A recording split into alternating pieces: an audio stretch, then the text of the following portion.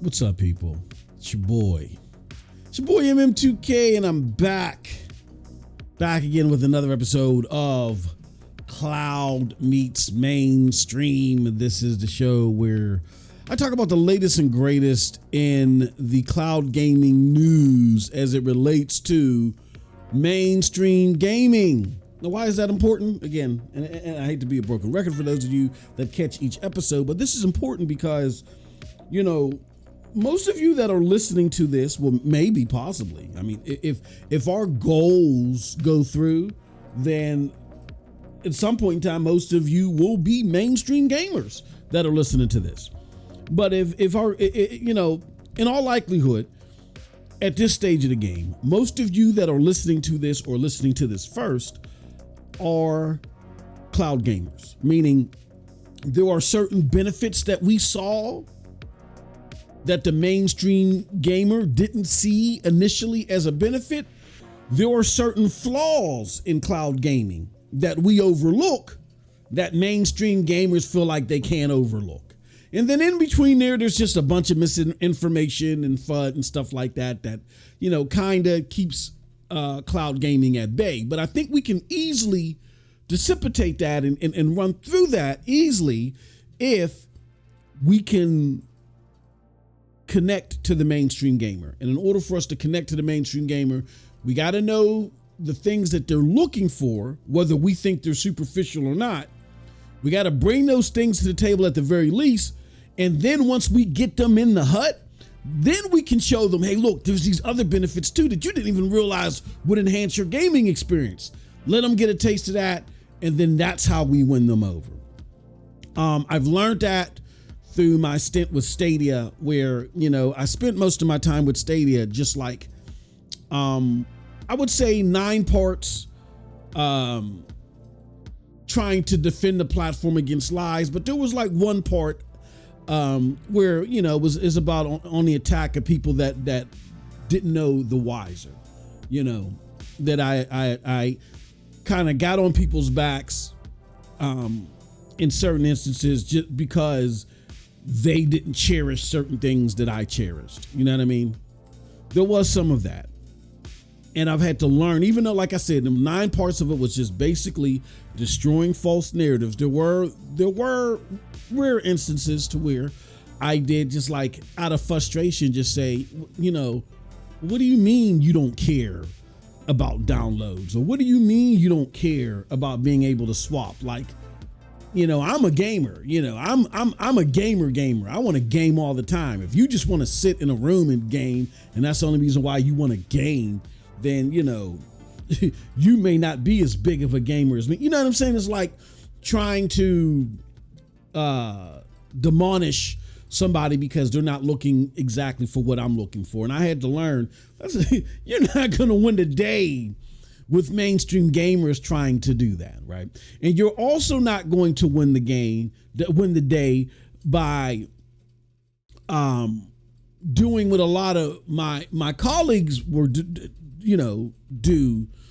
A lot of us that like cloud gaming, and some of us still do it to this day, where we are dismissive to the complaints that the mainstream gamers have. You know, I see, you know, Stadia was a very interesting platform. And here's one thing that we had to recognize about that platform. It was so great, but it brought together individual niche groups of a niche product. And Phil Harrison spoke to this.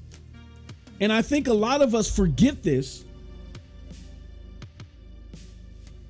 when we reflect back on Stadia. He said there were 2 groups.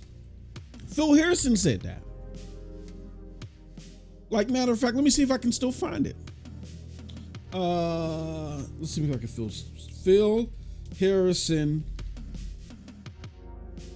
of Stadia talks about the different types of gamers that would be interested in Stadia. There was 2 types of gamers that he talked about. Let me see here. Was it this Variety article? I think it was this Polygon article. Let me see if I can find it here. I'm gonna look. Let's see if I can find it. This is I believe it was this Polygon article. Let's take a look at it. If I can't find it, I'm not gonna waste too much time trying to look for something. You know, we'll hopefully I'll be able to pull it later. We can talk about it. It does work. Shows you everything was real. A little aside. Yes, of course. There's a world where we cannot connectivity. How do you communicate that to people? It says, I don't think this is it. With Project Stream, we recommended this could have been does hundreds of gigs. Yes, we did. We had of our controller, but if you have an existing Stadia in the future, you've worked with Sony. If Stadia becomes de facto way to play games, that puts you know what I mean? Yeah, so I can't find it right now. I think it was a Polygon article, but Phil Harrison, I'm sorry, excuse me. He talks about how they were looking to attract two different types of gamers. Okay.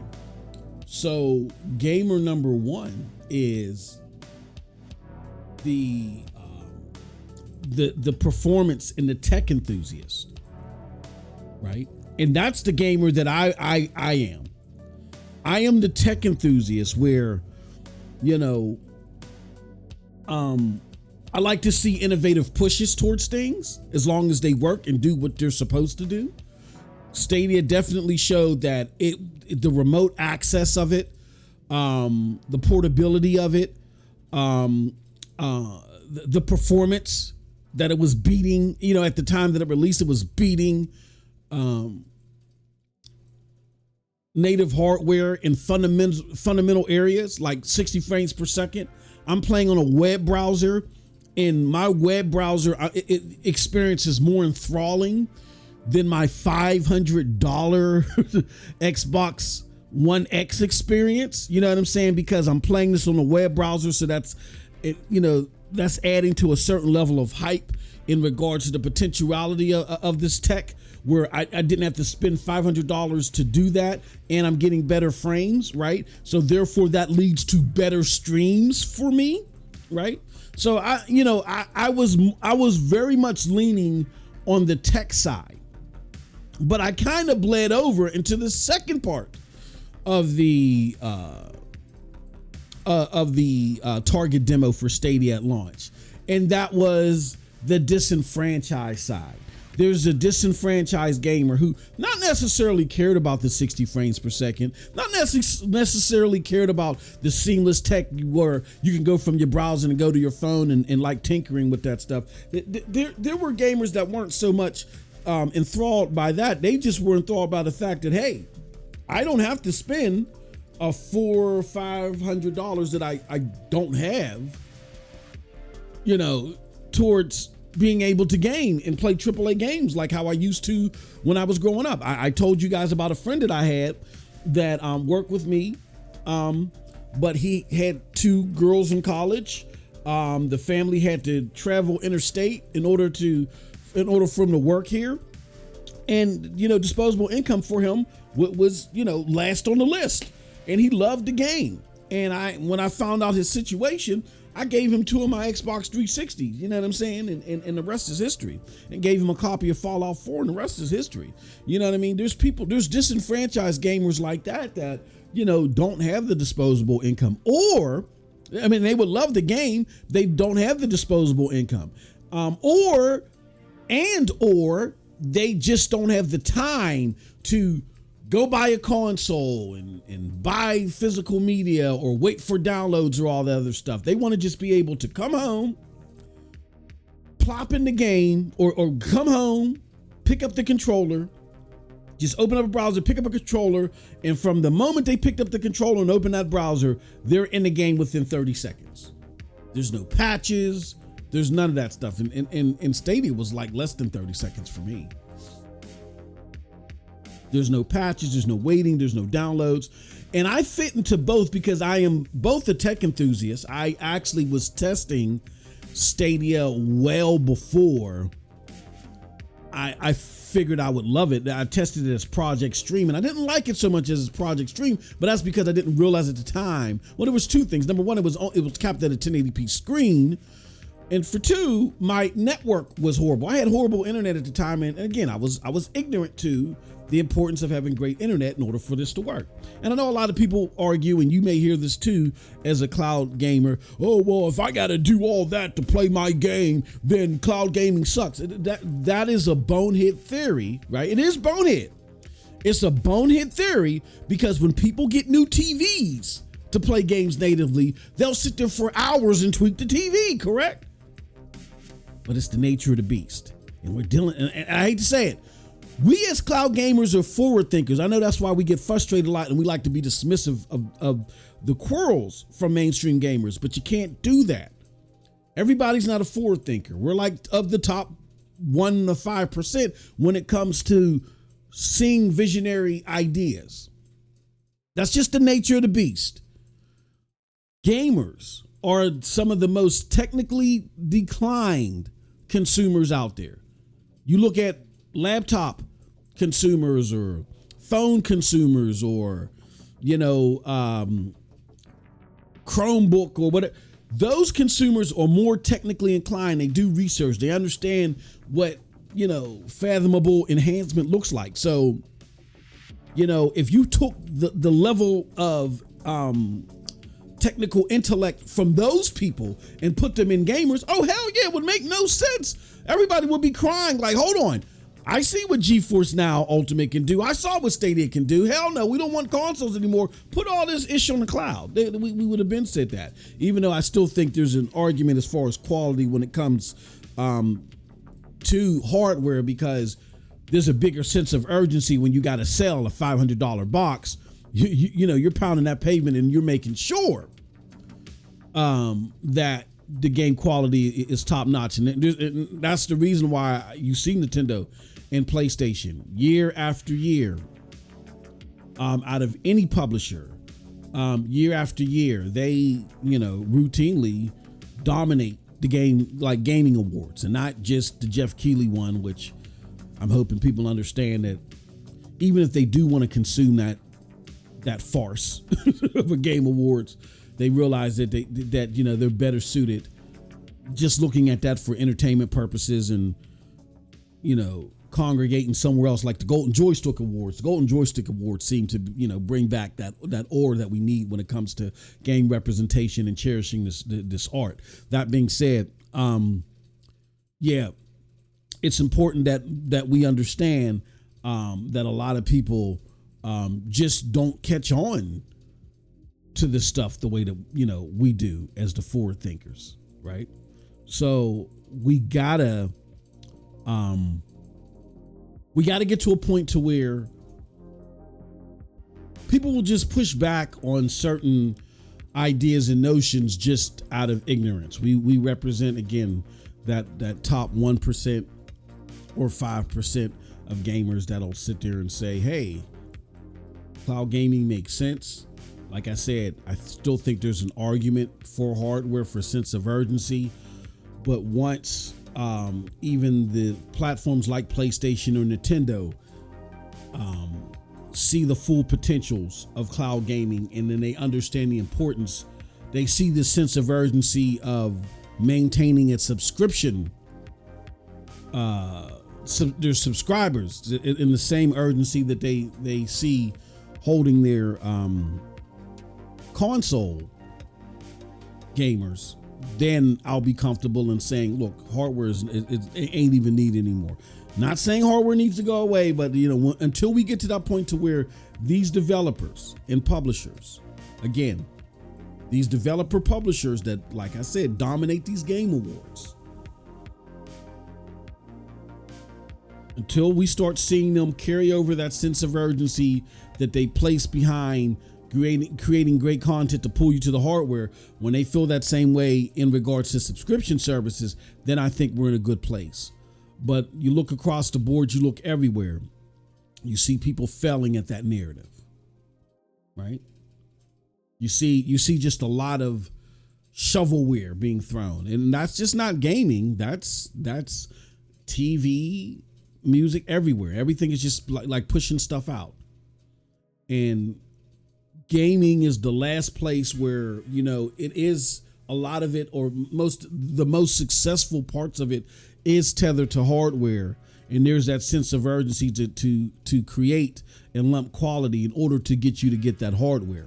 When we can get creators that can have that same sense of urgency and see it instrumental to bundling consumers to a subscription service, then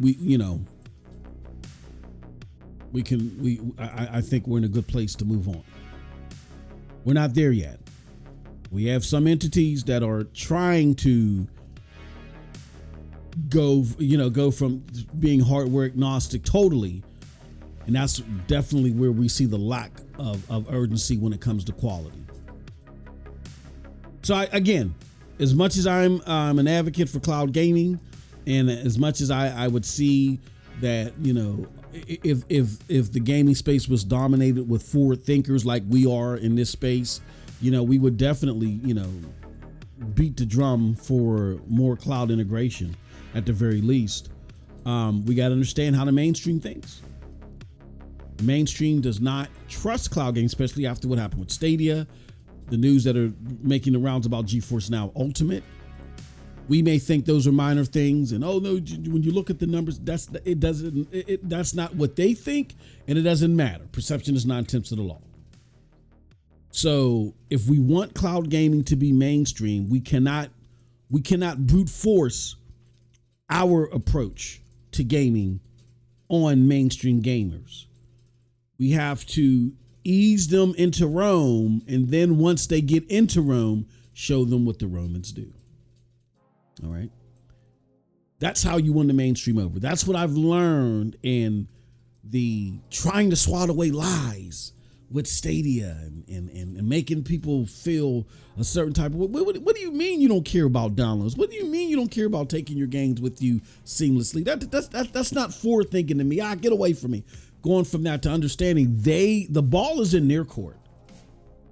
It doesn't mean that I got to give up on my hopes and aspirations on cloud gaming. Because let's be clear, a lot of you that are listening to this, that may be listening to this with curled lips and, you know, and see me out there not praising certain services that you think are great or whatever, and think that I'm compromising. No. Let there be no confusion or no mystery. You on the other end of this, that is a diehard cloud gamer, as well as I, we all totally agree where we want gaming to go, with cloud gaming being at the heart of it. We want cloud native games. We want the frictionless gaming. We want the seamless gaming. We want to be able to game wherever we want to, whether it's on a fork or a toaster. That's where you and I feel like gaming gets to that apex. Once it gets there, it's at its apex. The problem is we differ on how to get there. And again, I'm not trying to throw any shade at you guys listening on the other end of this, but a lot of you that are listening, you are disconjointed from the mainstream gamer.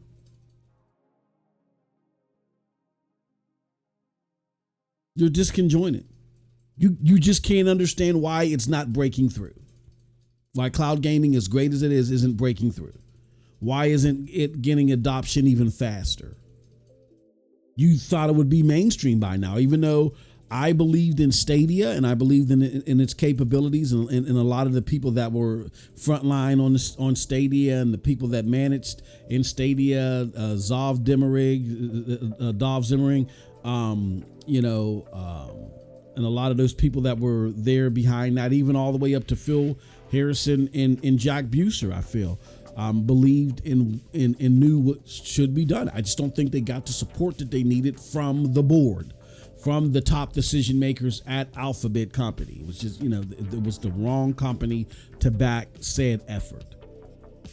But even though I believed in Stadia, I argued back then, and I showed you literature back then that number-wise, cloud gaming, even in 2027 was going to be less than 10%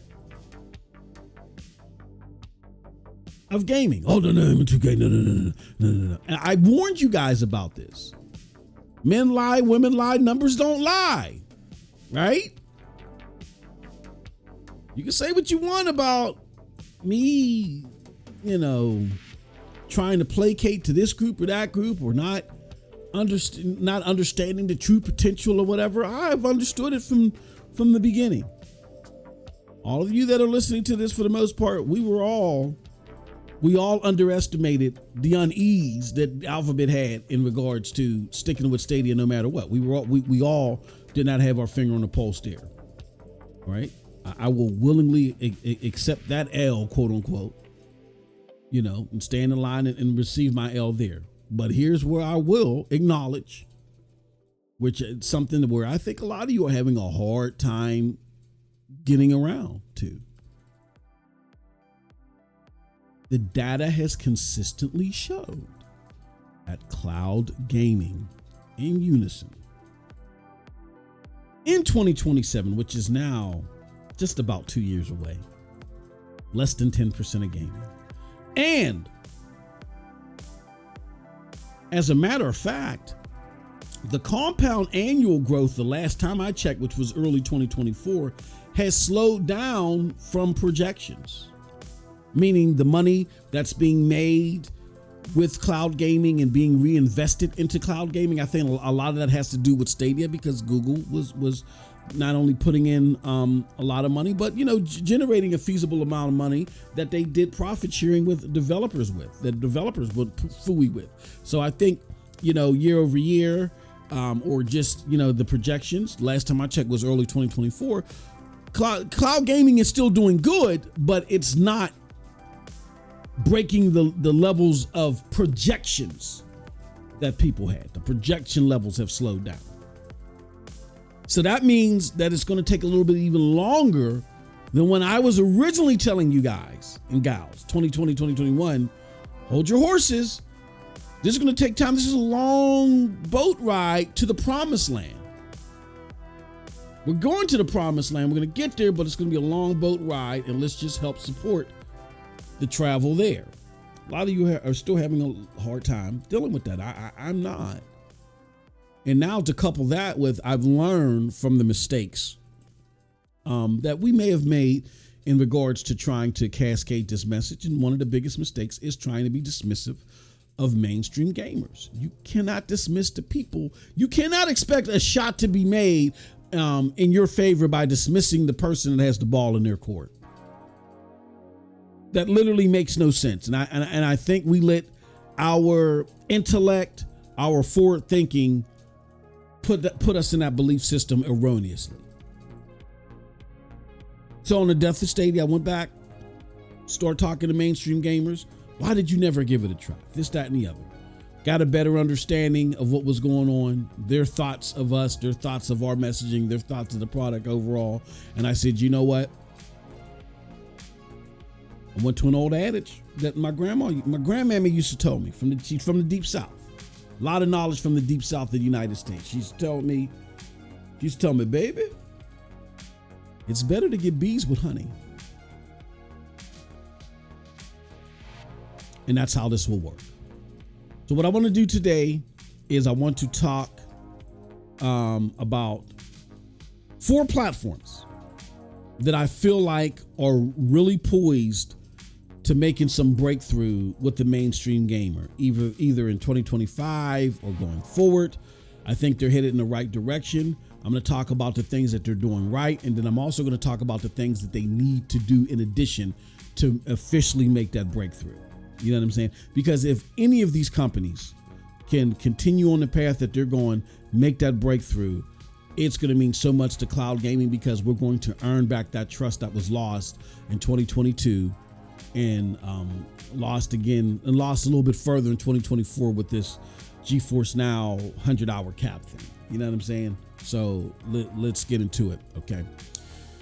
Company number 1 that I want to talk about. Let me do something real quick here, because I do want to have if all of my tools and stuff will let me. Let's put this green screen up so all my little labels and stuff can fly up and see, make everything seem all fancy, right? Let's do that, and then let's open this, the thing to make my green screens come up. So how about let's do this, number one, edit that. Let's make that first one this. Oh yeah, and do us a huge favor too. There's one more thing that I do want to talk to you guys about. I know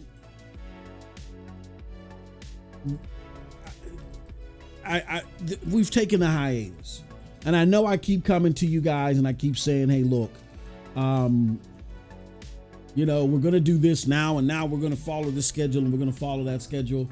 And here, let's go through a little bit of truth serum, coming to Jesus moment for all of you guys and gals. Because transparency is always key to me. You know what I'm saying? I always try to be an open book as much as possible. And I try to tell you what you need to hear, not maybe what you like to hear. Here's the thing. As much as I would love to do regular content here, regular public content here, the ultimate goal is for us to get a network together. My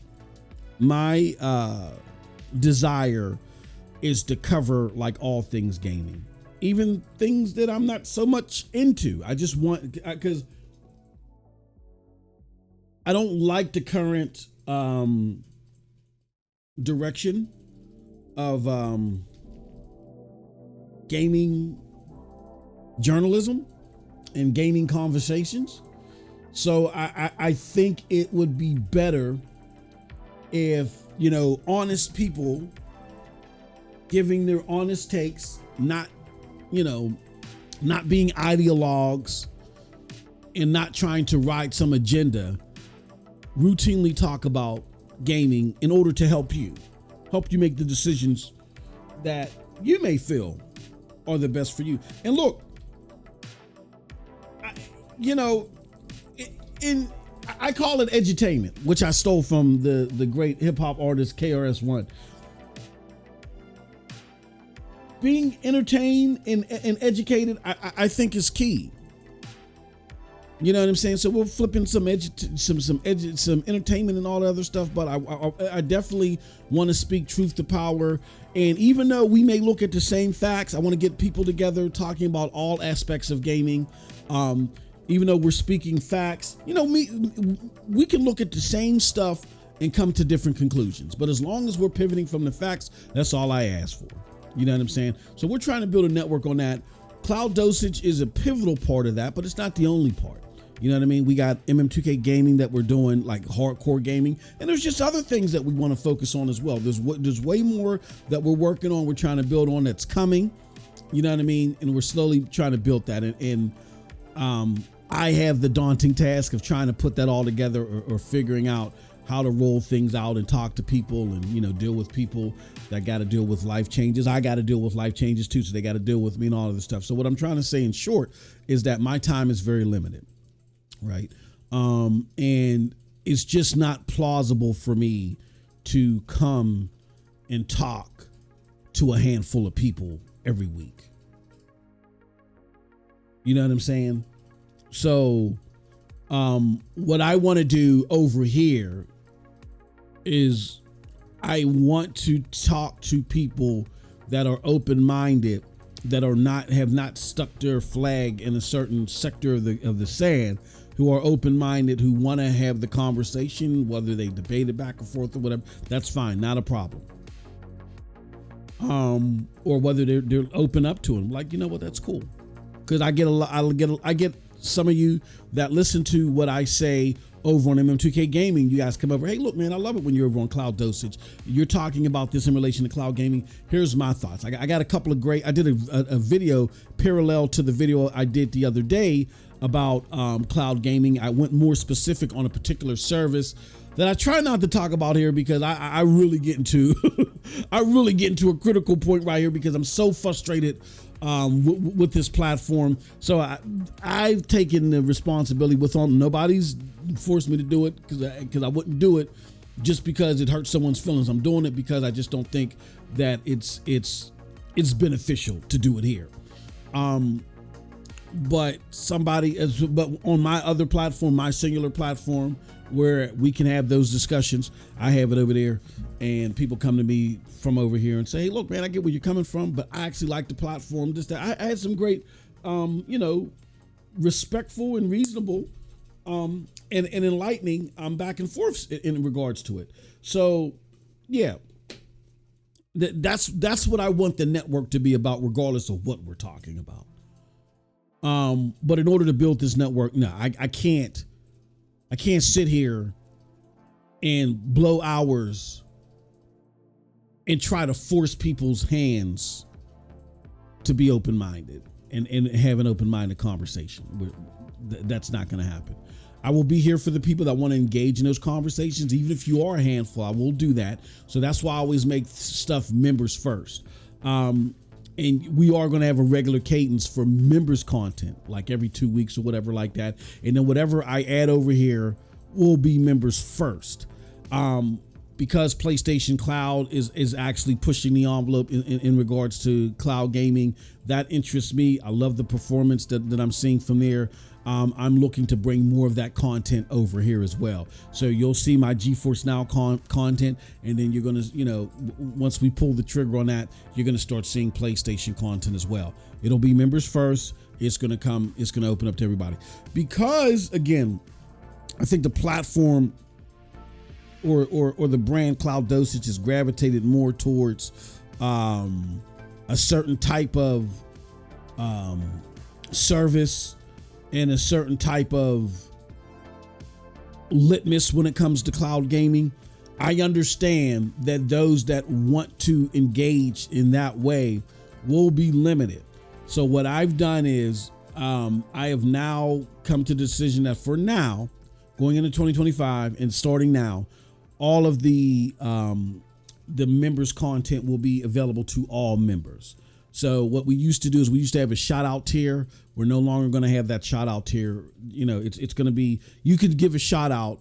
We'll update it regularly, but all members will get access to this. If you want to contribute more, it does go a long way to help the platform. I'm working with Jack right now to ensure that we create a funnel that allows more to hit our writers and everybody else that's contributing or going to contribute here. So definitely that does go a long way to help out the platform. Okay. And there's a lot of hard work and a lot of, investment and sacrifice that's made here. So we really appreciate your support, and we thank you whatever level you want to join. All right.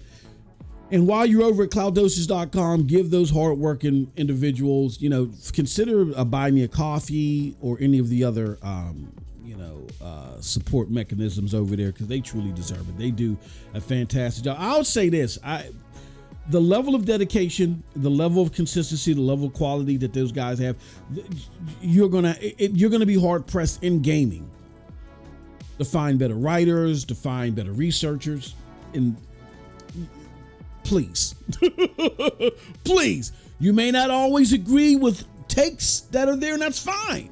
That is okay. But the level of dedication, research, and output that you get there is not matching. I'm not just saying this because this is something that I'm part of.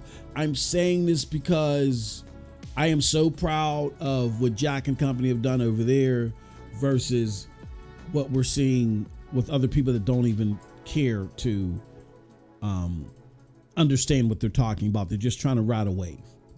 These guys are built different over there. They are definitely trying to give you value in their research in the stuff that they talk about. So definitely check it out over there. And again, always be open-minded. You may be someone that's of another, of a different ilk of what we generally write about, but let's at least have the discussion, because let's not be unilateral. Let's not be unilateral in our approach here. Let's take all the different entities. Let's recognize each other, because Phil Harrison recognized it way back when, 4 years ago. There's multiple groups of cloud gamers. Let's not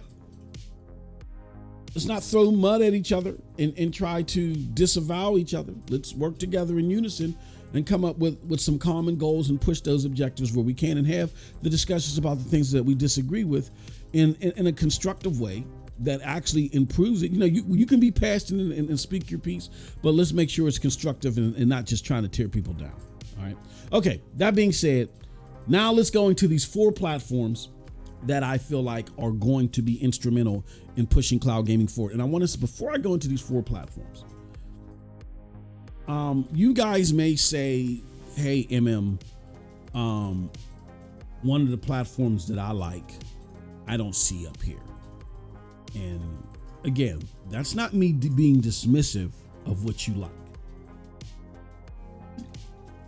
You like what you like.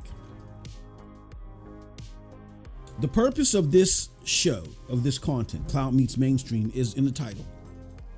It's trying to introduce cloud gamers, get us out of our bubble a little bit, and help you understand the difficulties that cloud gaming has in becoming mainstream. And once we understand the actual challenges, we can say, oh, you know what? These challenges are actually not that pivotal. Like, we can actually get over this hurdle. This is how we should form our message. This is what we should try to go back to the companies, more importantly, because I think this is the biggest thing that we can do. This is what we could go back to these companies and actually say, hey, look, you have me, but you need to get these people in order to be successful. Here's what you want to do while, keeping the integrity that you've already built up to. It's kind of like what I did with Doc Dark. Shout out to Doc Dark for the platform. When I approached him with the Stadia unit, and he told me, he said, dude, I've heard a lot of bad things about this, and if I don't like it, I'm going to be brutally honest. And I said, and he'll tell you, I said, Doc, if you love it, great. Here's a platform for you to where you can congregate with people that also like it, and you can learn more about the product. I said, but if you hate it, that's great too. Why? I said, because Stadia already has people like me. They need people like you. I've always had that mentality from the beginning. And I don't want us to lose sight of this. We can't, because it won't grow. This platform that we love, the sector that we love, will not grow with a dismissive mind state. You can't dismiss the people with the ball in their court. You can't do it. So it's critical that we go back and have that mindset that I had with Doc Dark and say, okay, you guys got me. So these are the things you definitely need to maintain, because this is pivotal to the future of cloud gaming. That being said, here's some other things that you need to embrace, you need to do, you need to enact to become mainstream. Because as much as I adore what you do to keep me excited, I recognize, and I'm fully self-aware, it's not enough. All right. So even if you don't see your favorite platform up here, again,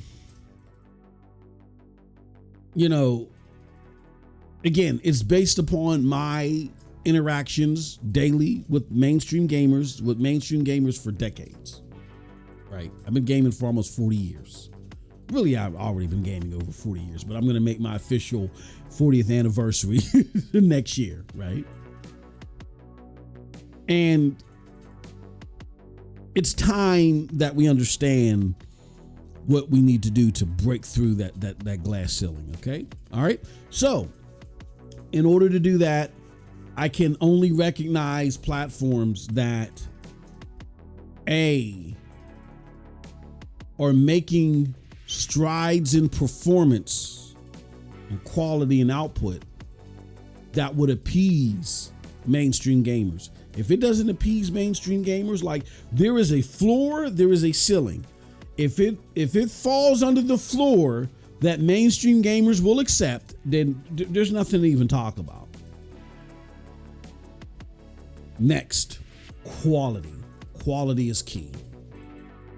If said platform does not have the quality in its lineup, or the quality in the interaction. You know what I'm saying? And it's, you know, and its accessibility. And the quality, what I mean by quality and accessibility, I mean, let me give a prime example, Stadia, because Stadia is being compared to a lot now due to some of these recent actions. I'm seeing a lot of it in my conversations with people on MM2K Gaming.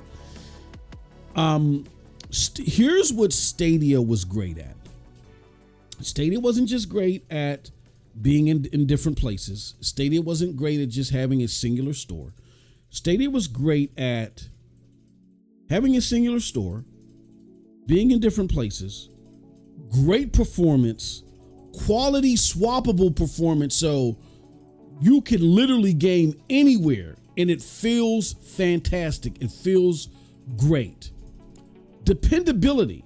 I'm not sitting in no queue. I very infrequently can recall times. I think there was one time when Stadia was down for maybe an hour in its entire life cycle. I never sat in a queue.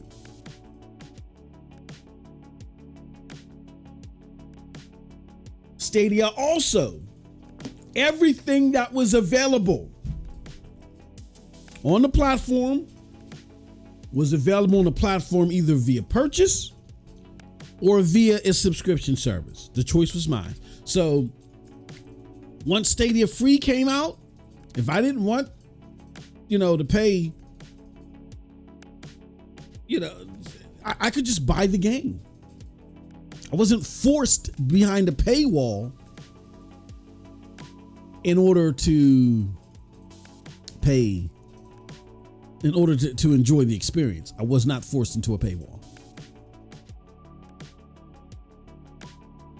Okay. And like I said, everything was available.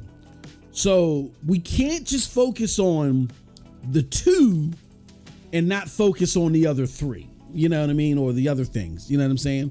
It's great that it's great that it works like a singular platform, but the dependability and the quality experience, the ease of use, and the cost friendliness of it.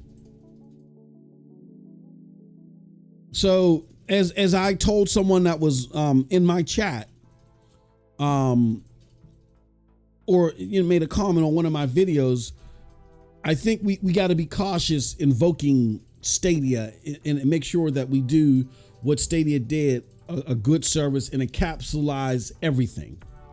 We can't just look at, again, I know that Phil Harrison talked about the two groups that fit into Stadia, but in my opinion, again, we don't want to dismiss, we don't want to be on the technical wing that Stadia,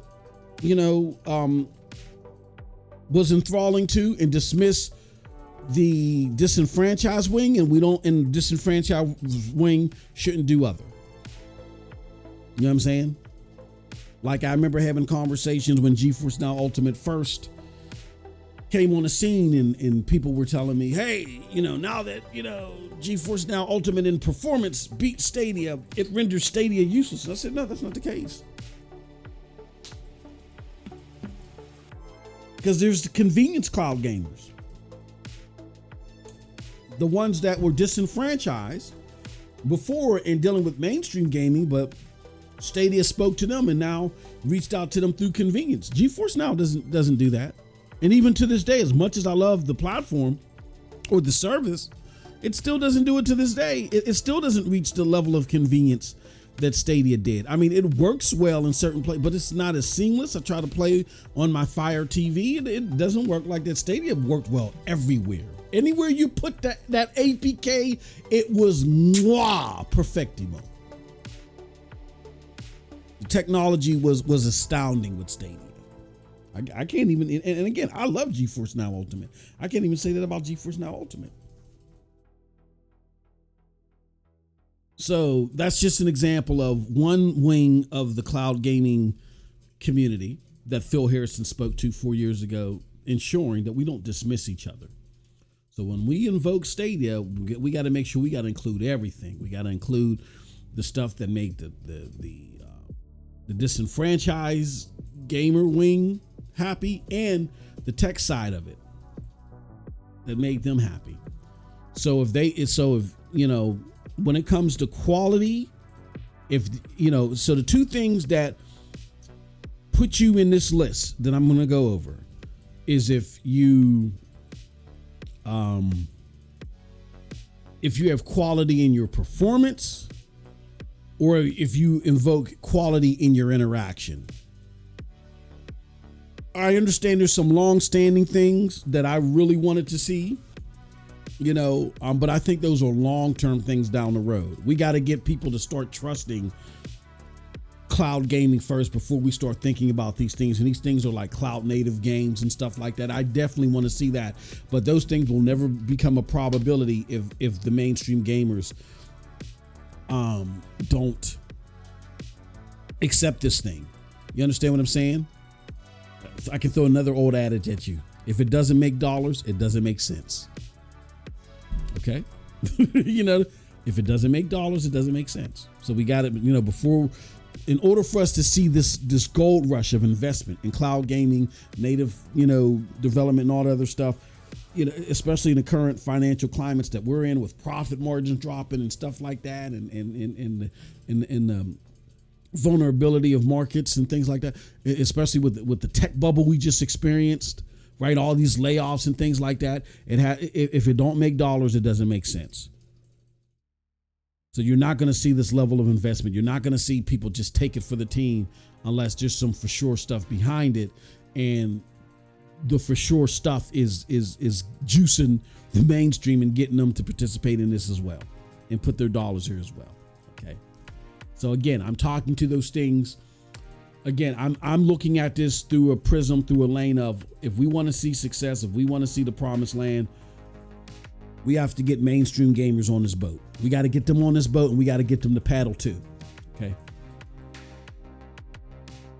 I don't look at it, you know, any longer as we got to be dismissive of them and you know, these are the siloed hardline things that we expect, or that's it. No, it's not going to work like that. This will just become a fad, and we don't want that. So again, you got to have quality in your output. You got to have quality in your accessibility. And if you're missing either or, especially both, I can't put you here. All right. Okay. So let's start talking about it. Okay. Platform number one is, of course, I always talk about them, GeForce Now. Okay. Let's talk about the pros of GeForce Now. GeForce Now is, you know, first and foremost, the output is fantastic. I really feel like GeForce Now, in the overwhelming majority of cases, particularly when it comes to consoles, except for this PlayStation 5 Pro. PlayStation 5 Pro is a very remarkable piece of hardware. PSSR is remarkable. So, you know, I made some comparisons in the visual output that I saw. I got to check it again. But I used Dead Island 2 as an example, and I looked at the PSSR PS5 Pro version. I looked at the version on GFN, and I was like, whoa, okay. So, you know, there might be some competition there, even for top tier services or hardware with these top of the line PC components in it, in the PlayStation 5 Pro. But I am comfortably saying at this moment, the time of the recording, overwhelmingly, take a game that's on GeForce Now and match it up even to its Pro edition.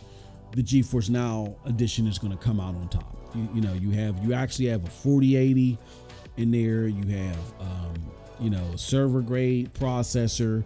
And then when it comes to the actual stream quality, you have great AI and machine learning tech that's giving you the best in technology as far as stream and latency is concerned. You can't beat it with a stick. Like, Digital Foundry has done the test. The latency, at least with the base models, are great. I can tell you with the PlayStation 5 Pro, I feel like the latency is even better there. It's crazy, but again, right now I'm still giving the nod for where if you have a game, you got to play it either on console or GeForce Now. I still feel like 9 times out of 10, you're better off getting it as far as fidelity is concerned on GeForce Now, fidelity and performance on GeForce Now. Okay. That being said, it also, like today, I don't know if you guys saw me on Twitter, where I had announced that my power had went out. We got some major storms coming. My power went out and really put me in a pickle, right? So me and my wife were trying to find places where we can power our devices and trying to find lights and lamps because the power company's like, well, we don't know, your power might be out for a couple days. And we're like, oh, phooey, right? And thank goodness our power eventually came on, so hence why I'm making this content. That being said, we were in a pinch. So me and my wife went and got some breakfast. We called a friend of ours who said, hey, look, we're out of town. So if you guys want to kick it at our house, feel free to do that. So they helped us get in, and we were just sitting there like, relaxing. I brought my Chromebook with me, brought my controller, and I was sitting there playing on GeForce Now and having a great time. I was waiting for Stalker to go live, but then when it went live, I decided, I was like, nah, I'm gonna wait because I want to record my at least my first look at it, right? But yeah, that came through in a pinch, man. Came through in a pinch. Great stuff, and I love the fact that NVIDIA GeForce Now Ultimate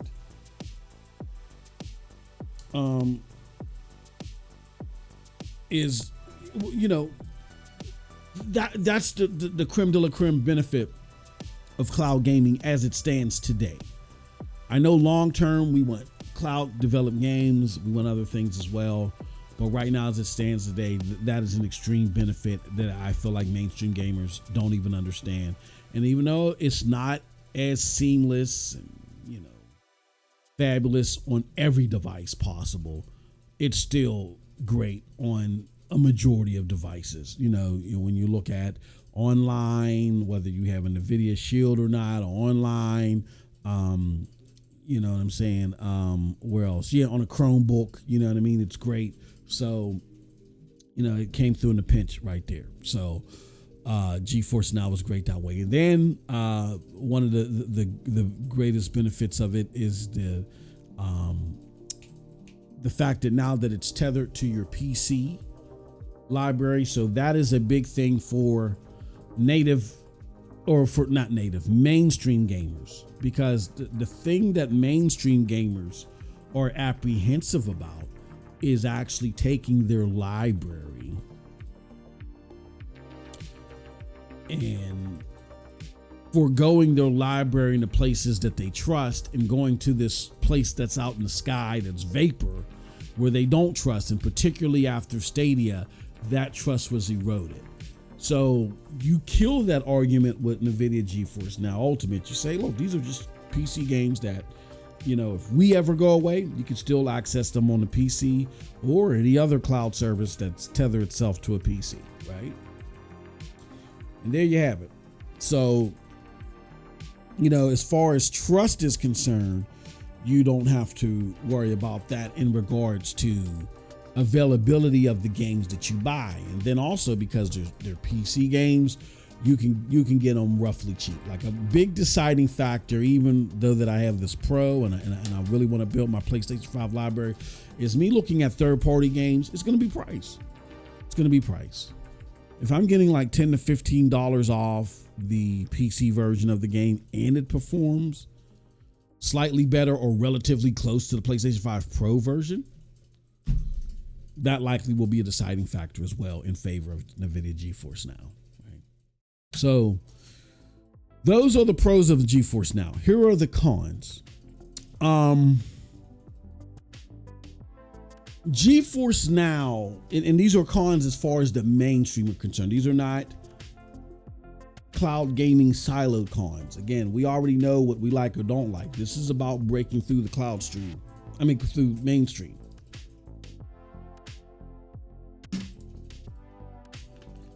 I think the biggest con for NVIDIA GeForce Now is that the ultimate tier or the priority tier, mainly the ultimate tier, that allows you to play gaming at these fantastic levels, they don't have they don't grant people access, right? I don't think the free tier does. Like, the free tier to me doesn't make any sense as it is right now. It just doesn't make any sense. You're maintaining these servers are hell of expensive, extremely expensive.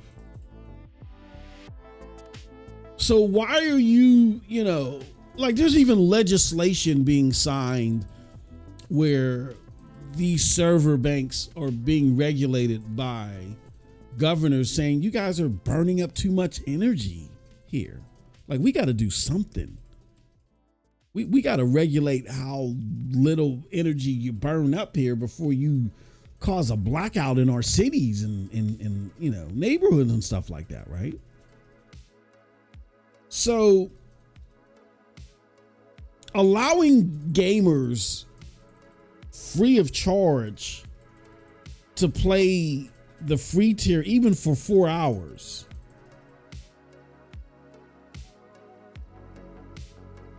just to expose them to GeForce Now, I think is absurd. There's nothing special about the free tier that I think captivates people. What it does is, okay, I really want to play a game and I don't have access. Oh, I can do it through GeForce Now.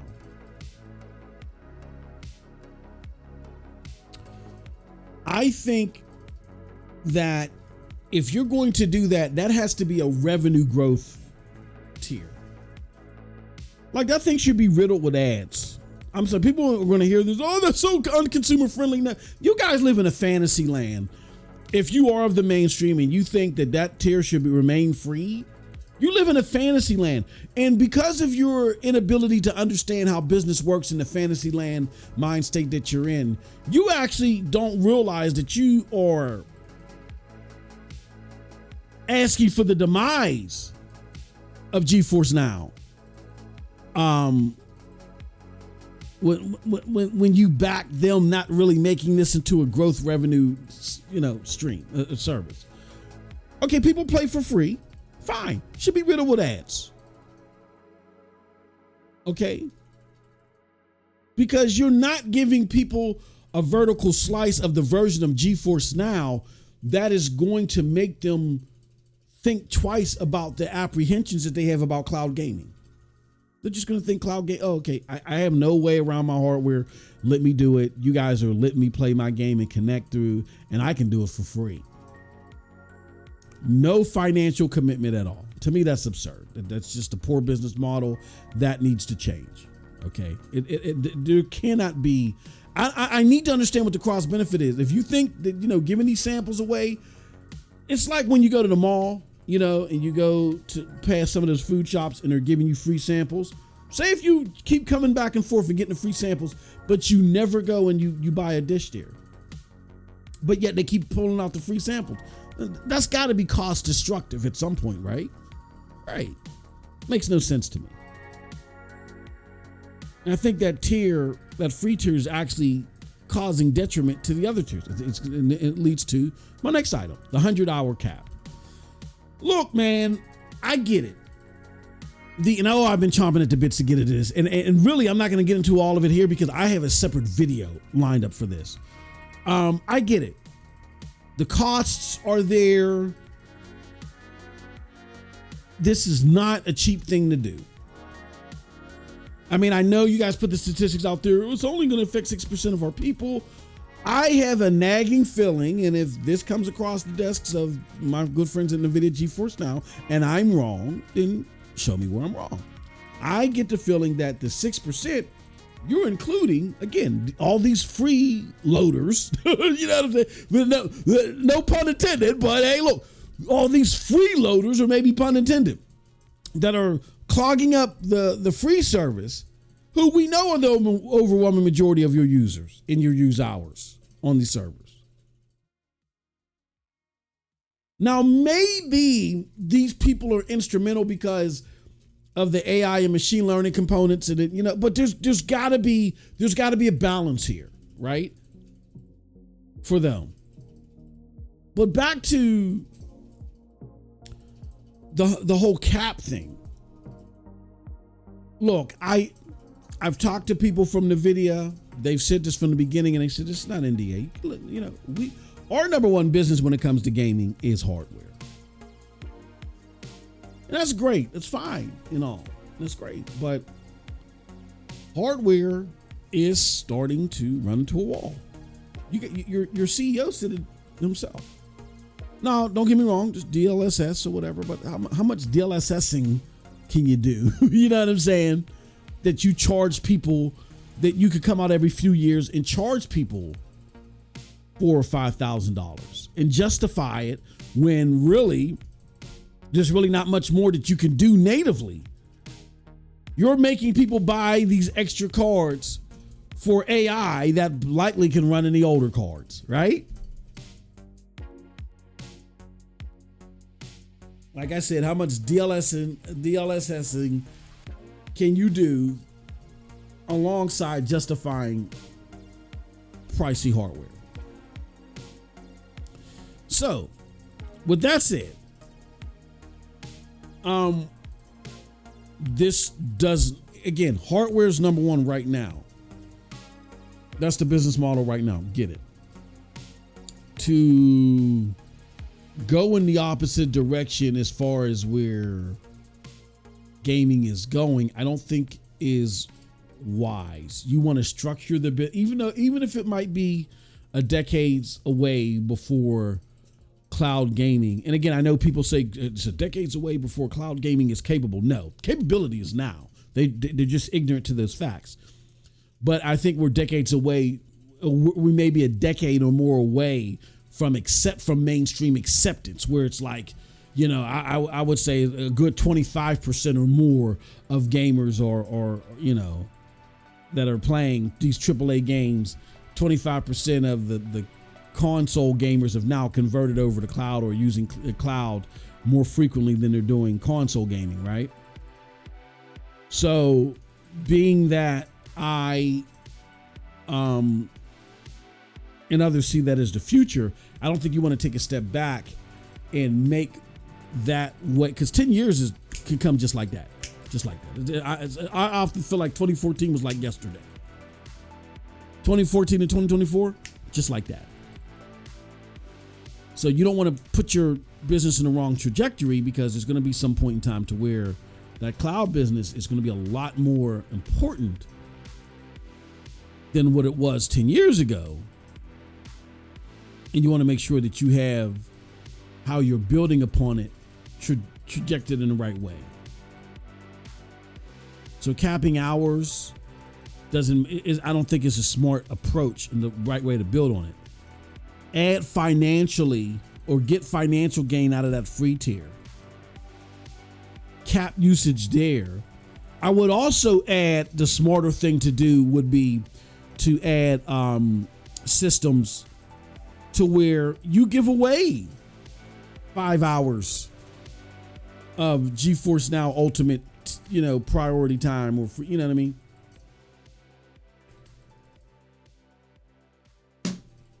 That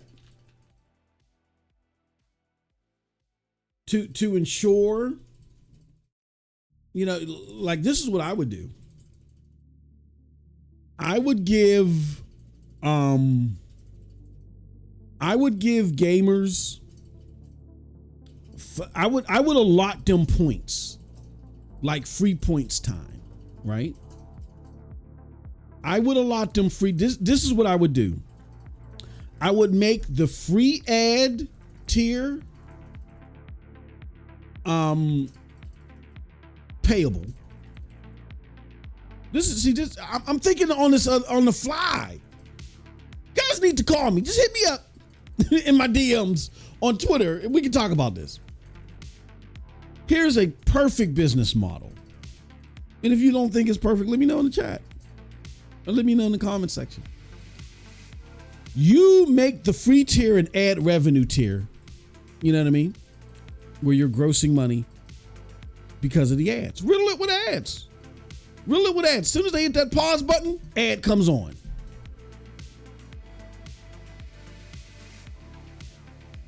If they can pause the game, ad comes on. And you got to know which games you can do it with, which games you can't do it with. Hit them with ads. Hit them with ads that they can't close when they first start up the game. Hit them with an ad, right? And what you do to induce, because look, here's the thing. The people that are using that free tier, they're only using it because they want to play a game and they have no other choice. So if they really want to play their game bad enough, because nobody else is giving them free access like this. Nobody else is doing, like even Amazon Luna is charging people $5 and stuff like that. Or you got to be an Amazon Prime member to try the 5 free games they put out there every 2 weeks or whatever. Nobody else is doing what you're doing, GeForce. Now somebody has a cost incentive to what they're doing on these try it out tiers, right? So what I would do is riddle it with ads, right? And to help ensure that people try the ads or keep coming back. Those people keep coming back. They don't go, oh, fooey, it's ads. Develop a point system where while they're in game and those ads are popping up, while they are in game and those ads are popping up and they're not idle, you have a system that tells if people are idle.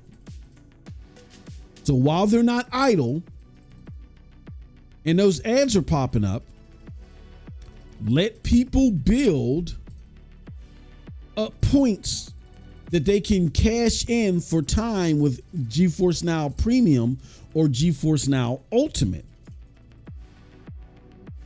Right? Give them little increments, you know what I'm saying, to where maybe at max it'll either equate to 10 hours premium or 5 hours ultimate, right? Like it's a point system. So every hour, you know what I'm saying, every hour in GeForce Now Premium will take away 100 points, where if you're in ultimate, if you decide to play the game in ultimate, it'll take away 200 points, right? You develop that point system. And you max it out at 10 hours. You max it out at 10 hours. Or even more. Or even less. Whatever your servers can sustain without you overloading your servers. You come up with that time period, but you allow them via now your cost benefit ad tier, which is free. You allow them to accumulate points that they can then convert over to GeForce Now Premium or GeForce Now Ultimate. And you give them a cap of like, okay, this will either give you 10 hours of premium or 10 hour or 5 hours of ultimate, depending upon how you play, you know what I'm saying? And depending upon where they're spending their time will depend upon how many points are deducted. I would, again, call me, man. Call me. Or GeForce Now, we need to have a meeting, man. We ain't rapped in a long time. We need to talk. Because I'm on the ground. Boots on the ground, man. We got boots on the ground. Let's talk. Okay? Well, I always had great conversations with you guys. You guys have been the most open as far as all of the cloud platforms. I love Stadia. But some of our good friends at Stadia, they didn't like some of the things that I said and they kind of backed off. You guys have never done that. Let's talk. Okay? Let's definitely talk. All right, so now, with that said, let's talk about our next service, PlayStation Plus. I really feel like that PlayStation Plus is second to GeForce Now. I think that honestly, GeForce Now, as far as performance, is the best cloud platform out there. Don't get me wrong, there are other cloud platforms. I won't name their names because the ones that don't make this list, I won't name their names. There's other cloud platforms that you know, their performance can rival GeForce Now, but they're just not cost friendly at all. And I think the AI and machine learning that works with the latency and the reflex technology, not reflex, the reflex technology that's in GeForce Now is you know, there's no rival to it. But PlayStation Plus is great. PlayStation Plus is great. It's fantastic. The fidelity is great. You get 4K streaming, all the other stuff, right? And it just out of nowhere leapfrogged, you know, everybody else to come right behind GeForce Now, right? They've added the Portal. The Portal edition now really opens up that device to where it was just a great device to do like remote gaming from. And again, I know a lot of people are like, well, remote gaming sucks. And I never thought it sucked. I just didn't like the being straddled for that to be the only way to interact with the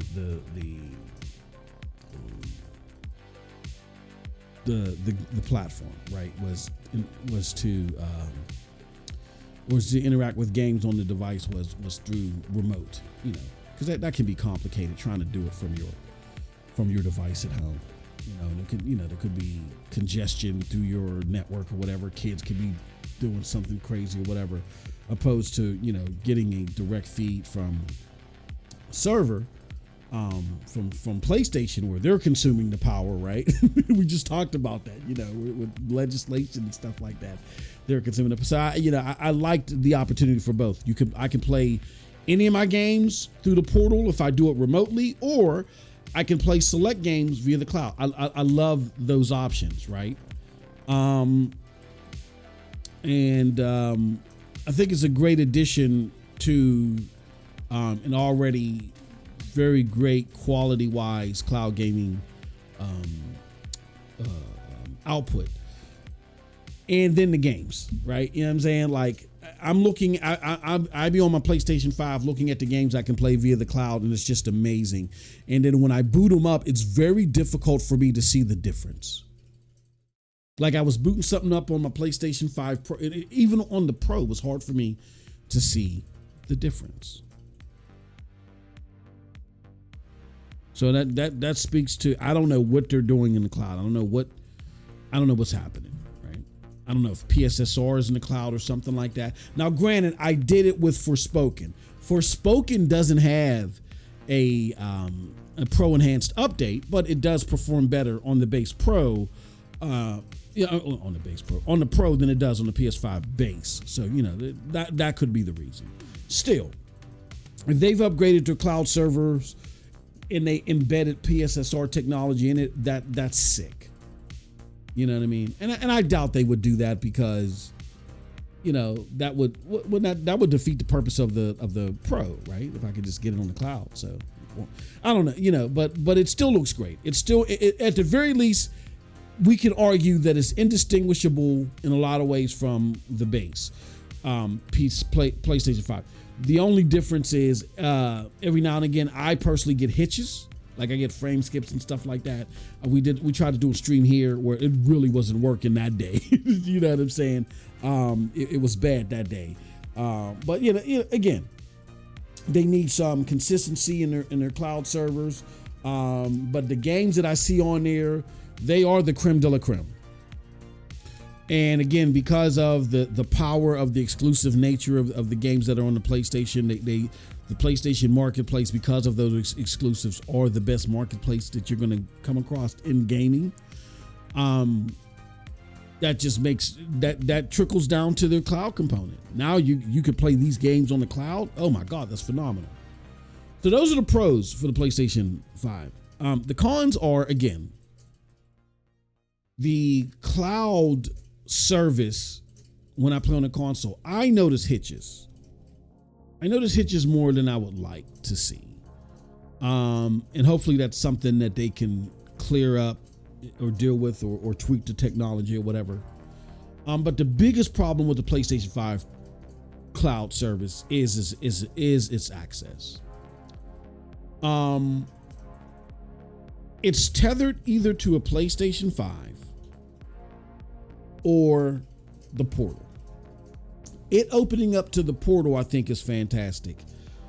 The PlayStation 5 streaming just didn't make sense to me, and I rarely used it,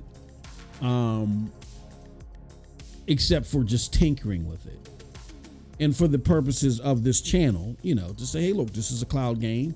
Let's show you the bells and whistles.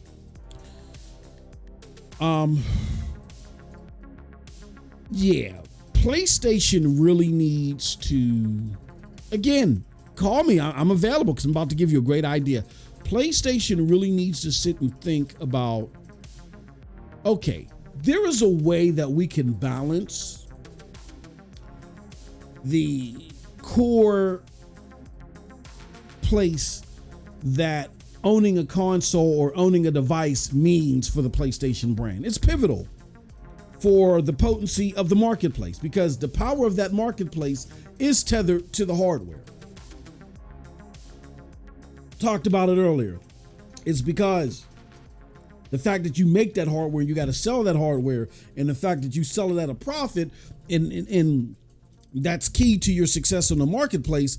You got to make content great enough to make people want to buy that hardware. Then, you know, if you put this stuff on the cloud, that kind of muddles that whole dynamic, right? Okay. And then you got the whole thing with putting PC games there, and the PC games that you're releasing are getting closer to day and date because you're trying to deal with the margins, the lower profit margins, the yen, all this other stuff. This is where you could really take advantage of the cloud to do both. And besides Hiroki Totoki being in charge and he giving me brain, simulated brain bloat, brain freezes every time I think about the uncultured stuff that he does when the answers are right in front of him. There's two things you can do. Number one, if you're concerned about hey, you need a console component before I release all these games to you on the cloud, it's very simple. A, require a PlayStation Premium account. B, in order to unlock all the cloud access, require a device serial, kind of like what Apple does. Like when you want to do like family plan stuff or certain things with Apple, you got to put in a serial number to your device. Now you may have a family plan where, up to like 5 people can benefit from it. But if you want to tether it to a device, that's how you do it. And people still got to buy the games. So tether it to a device. That's all you got to do. Tether it to a device. And then you set the limitations on how many people can tether full-blown cloud access to a device that way. And that's fine. I'm actually okay with that. Because it would be silly for you to do day and date on the cloud like some platforms do, where you finesse the game and then you can go about your business.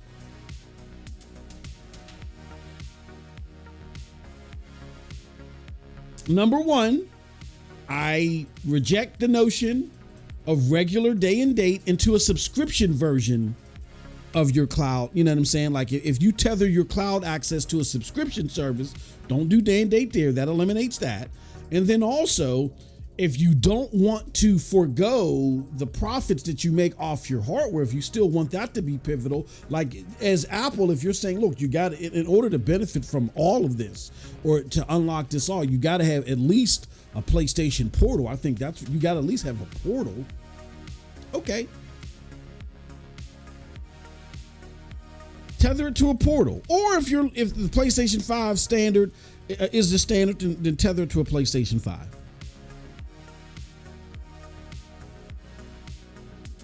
But I think at the very least,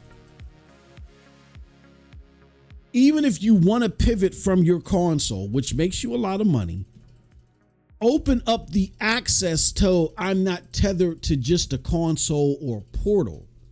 I should be able to game on a device. I should be able to game, on a PC. I should be able to game in multiple places if I run into a day like today where my power goes out, or if life things happen. More and more people are gaming, spending more hours gaming too.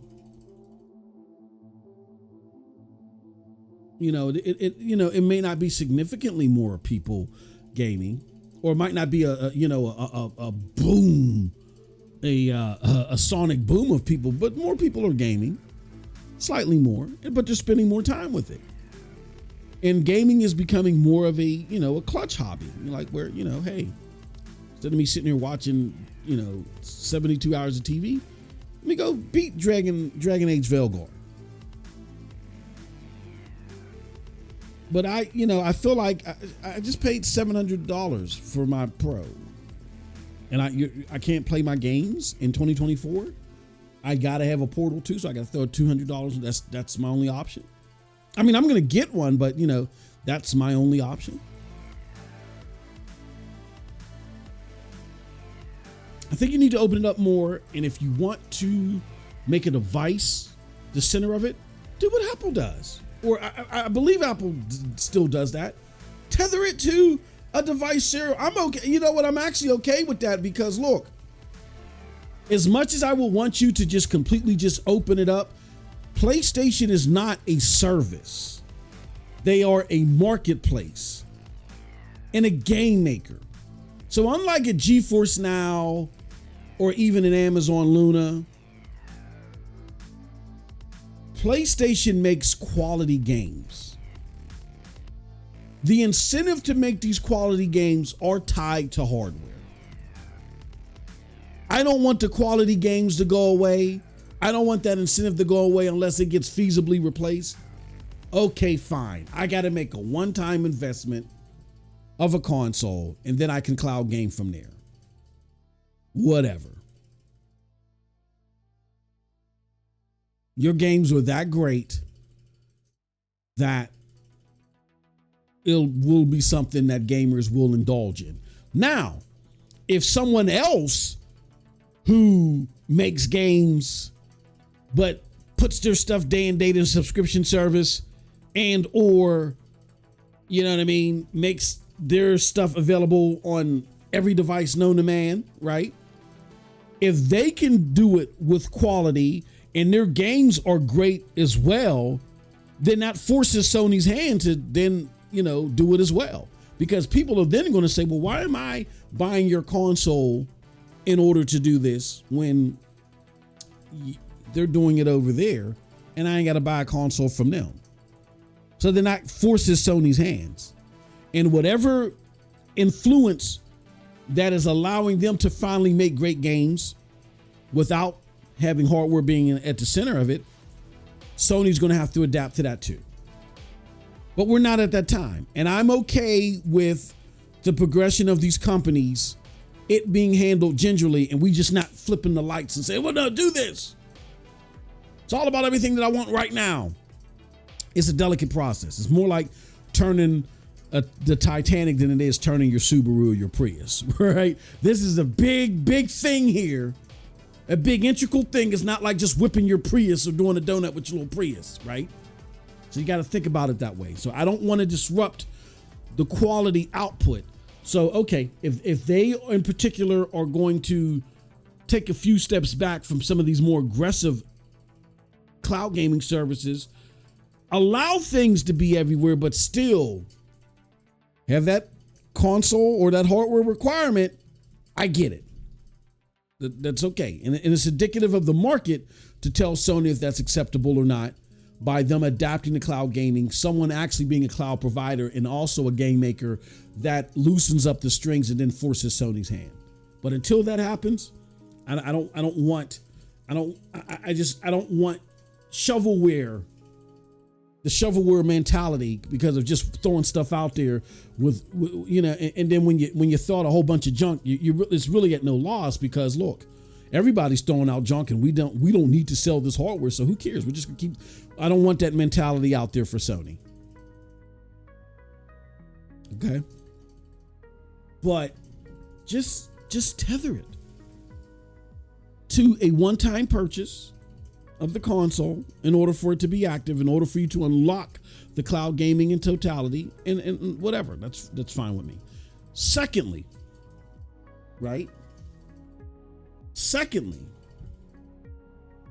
when it comes to you trying to take advantage of PC gamers, I think you're short-sighted here. You're trying to take advantage of PC gamers that are mainly on Steam that have certain litmuses for games that go against your better enhancement. Meaning, look, I have nothing wrong with PlayStation requiring sign-ins. Xbox was doing it, or whoever does it. Look, Xbox and Microsoft made the conversation in gaming about monthly active users, which to me is just a vapor litmus. It means nothing because it's not drawing money right now. But what it does to investors is it's like a signal. It's a signal trait where they're like, oh, okay, well, because you got these monthly active users, they could potentially, round out to more money. Well, that's not the case right now. But again, these signal traits are big in the investment world. So now Sony has to cater to that as well. And they have to go through monthly active users. So they're like, hey, look, all these games that we're putting out there, these PC people are loving them. Just like how they got to sign up for most of these games for Xbox, we're going to require the same. And now all of a sudden, Sony's not allowed to do it. It's a problem when Sony does it, right?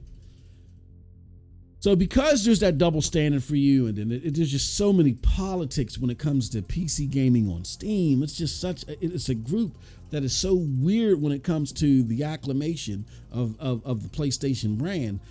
Look, I'm not bringing my games natively to PC. I am bringing my marketplace to PC through the cloud. What do I mean? I would create a version of the PlayStation Store called PlayStation Marketplace in the Cloud, right? PMIC, PlayStation Marketplace in the Cloud. And what this is if you are a PC gamer, and let's just say you don't have the greatest rig, because this is going to be your target demo. If you're a PC gamer and you want to play PlayStation games, great. You can go to the store, purchase select games, and play them via the cloud at 4K 60. So like Spider-Man 2 or Spider-Man 3, when Spider-Man 3 comes, 3 months after launch or 3 to 6 months after launch, because again, you still want to tether it to hardware, right? So 3 to 6 months after launch, I would drop Spider-Man 3, PlayStation Marketplace in the cloud, you know what I'm saying, for PC gamers, to play, and they can play it at 4K 60. And here's the thing that's even greater about this. And here's the greatest thing. Here goes the great things about that. Number one, you still are not giving anyone a benefit over the console, because the console people get a day and date. So you ain't got to worry about that. But here's the thing. It's not a Steam game that can be pirated, or a Steam game you got to share the splits with. It's through the cloud. So PlayStation, you get everything. And then last but certainly not least, you target the bigger PC audience. See, here's what people don't realize. Look at the Steam surveys. Only about 20% of the people that have PCs on Steam, that regularly use Steam, can play these high-powered AAA games. Only about 20% max. We crunched the numbers. Meaning 80% really can't. They don't have the hardware to do it.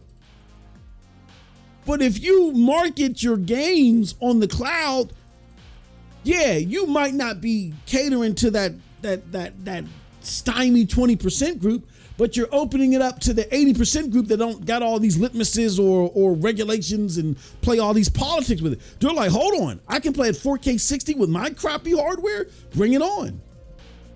Where that 20%, yeah, you're going to lose out on them because the overwhelming majority of them will never do it. But again, you're opening this up to the 80%.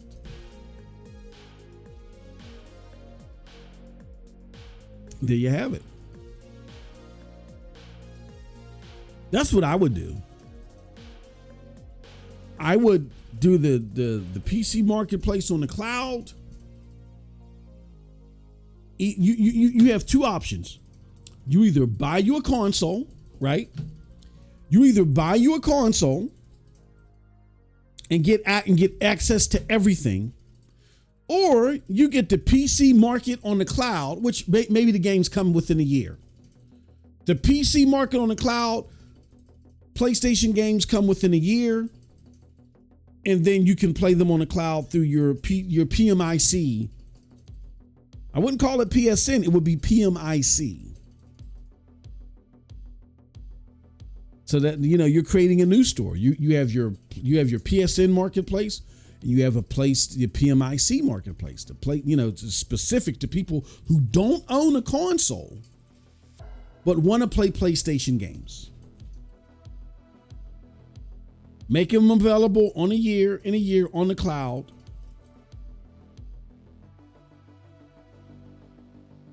Charge a price, monthly price to access them, to access the servers. And they still got to buy the game. And there you have it. There you have it. So yeah, you may not buy a console, but we still are in a plus revenue spot because you're leasing access to our marketplace. So that's effectively the same thing.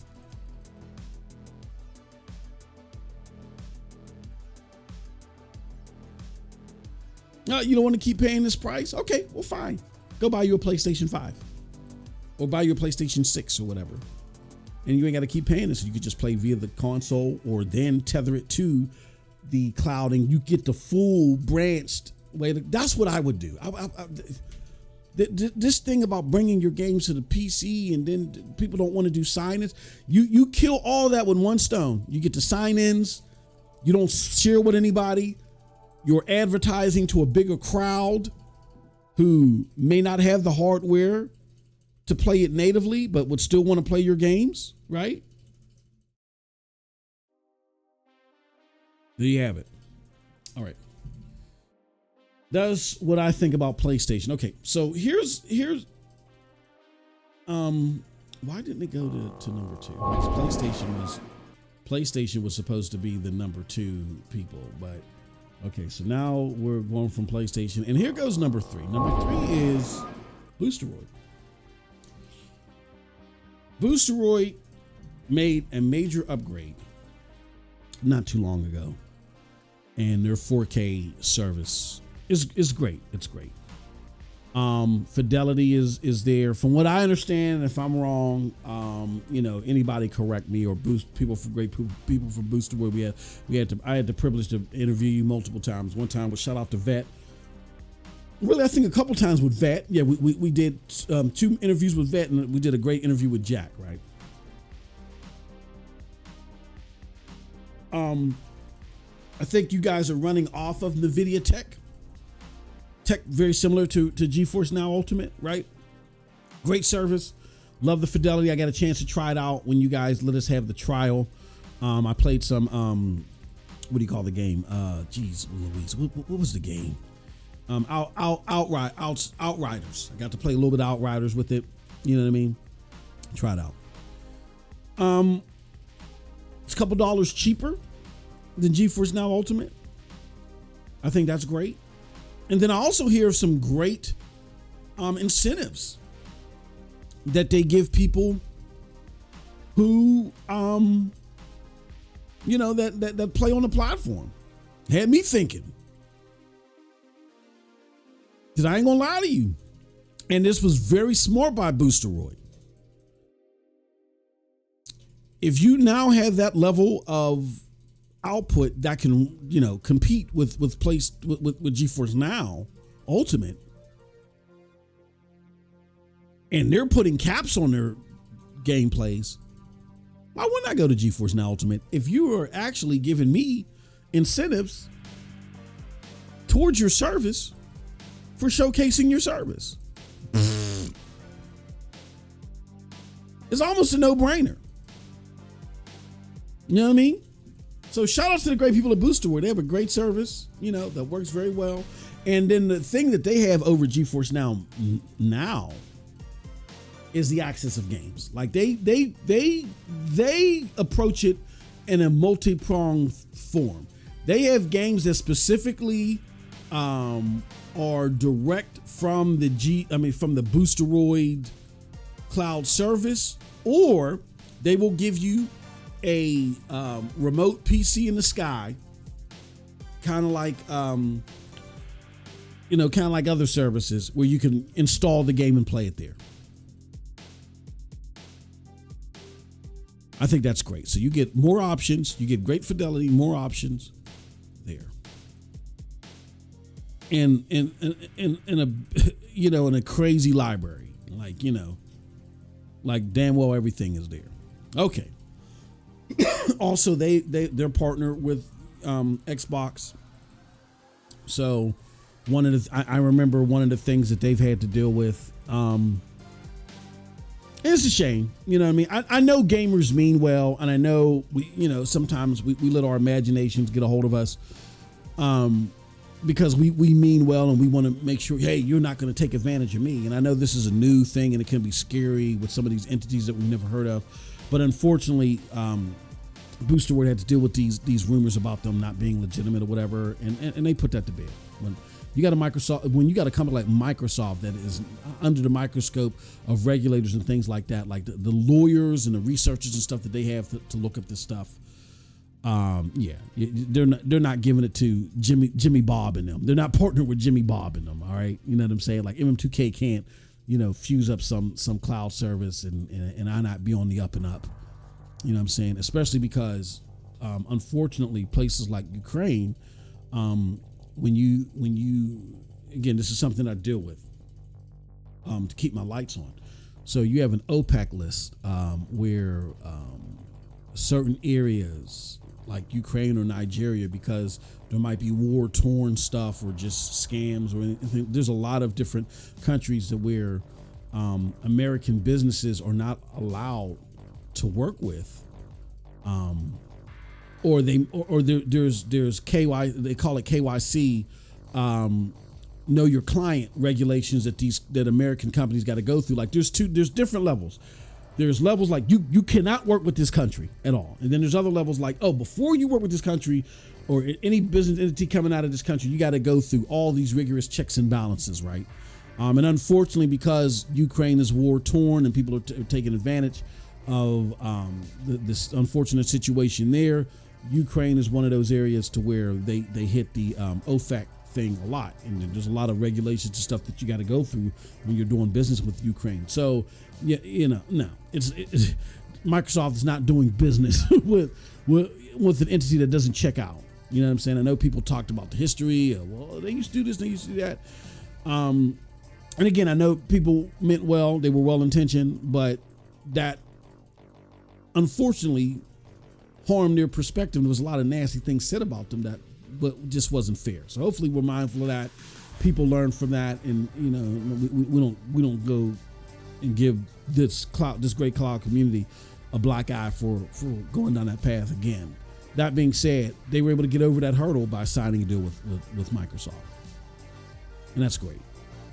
And because of the various options that they have, that is a leg up that they have on GeForce Now.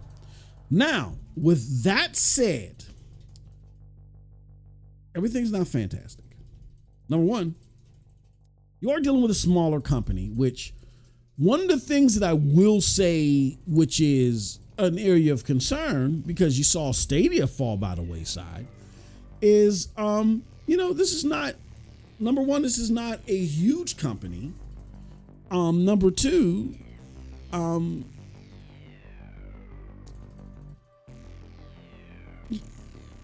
so if you're not a huge company, how reliable, what are your I can't think of the word right now. What are your business plans to ensure solvency and things like that, right? Because you would hate for someone that is a full-fledged cloud gamer that can only access through a cloud service, get acclimated to your service, and then all of a sudden, don't have any hours capped or whatever, and then all of a sudden lose access to your platform. And then they try to go to some place like GeForce Now, but they bought games that were on the install method, and GeForce Now was like, nope, we don't have that game. You know what I mean? But you do the install method games at your own risk. Right. So, it does bring, those are some legitimate concerns. Doesn't necessarily mean that something nefarious is going on, but those are legitimate concerns, right? Because there isn't like notable entities backing you, but hey, Stadia had a notable entity backing them, and look what happened to them. So, but again, I think that is a legitimate concern, not necessarily a red flag or, something crazy is going on here. Where's the Pink Panther? No, it's just like, it's a reasonable question. But the biggest thing that I think Boosteroid has to work on to ensure that they can really be on the thorn of GeForce Now side. And again, I know the people at GeForce Now are like, huh? What do you mean be a thorn in our side? Look, I'm a consumer. I want a bloodbath of a competition. I want you all to fight for my dollar with your last breath. I'm sorry, even if I do like your service. That's why I'm so antsy. I'm on Microsoft's case while they're in gaming in regards to how they go and handle PlayStation. You know what I'm saying? I want you to, technology and gaming in particular is its best when they're kicking, scratching, and clawing for our dollar. The best gaming generation that we've had over the last several generations was definitively the 360 era, where we definitely saw that Nintendo, Xbox, and PlayStation were scratching and kicking and clawing for our dollar. That's the way we want it. May not want all the rhetoric and the fanboyism behind it, but we definitely want that competition, that console war-esque business competition. I'm not talking console war in the refabricated slang term. Console war is an actual, thing. That's why E3 was created. They actually contributed to console. What was the console war? It was these companies, these platform holders, trying to get a leg up on each other as far as getting us, the consumer.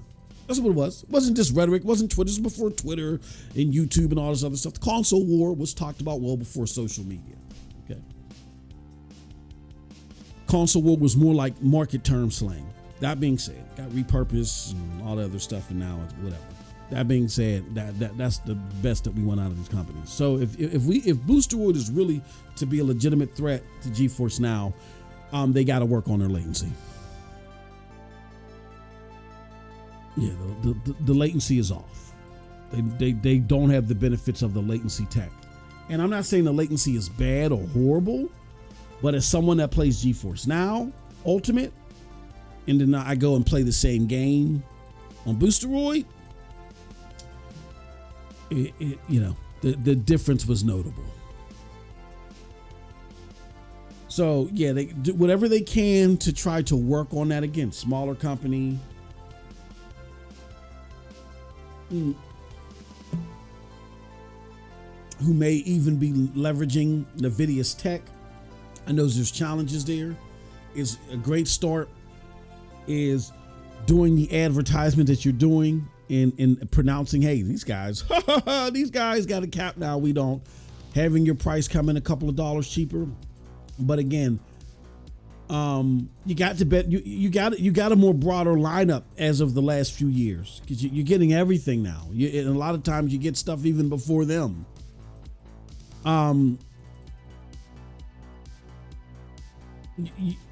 You want to make it a no-brainer, and you want to force GeForce Now's hand. And okay, well, we got to come up with something new. Because GeForce Now, in that space of cloud gaming that's tethered to PC, they feel like they have no competition. So that's why I feel like we're now seeing $100 caps instead of more smarter approaches of ones that I mentioned earlier. hey, it is what it is. You got to deal with it. And then we saw the 7-day passes and the 4-day pass. I think that was a silly idea. Silly idea. All right. Last but certainly not least, again, criteria, performance, and accessibility. Quality and accessibility, quality and performance. And then you got to have quality potentiality in the lineup. That will, again, this is all towards the mainstream. Not in you can curl your lips. I don't think that's quality. You're not going to win the day. I'm not going to win the day because we're not mainstream people.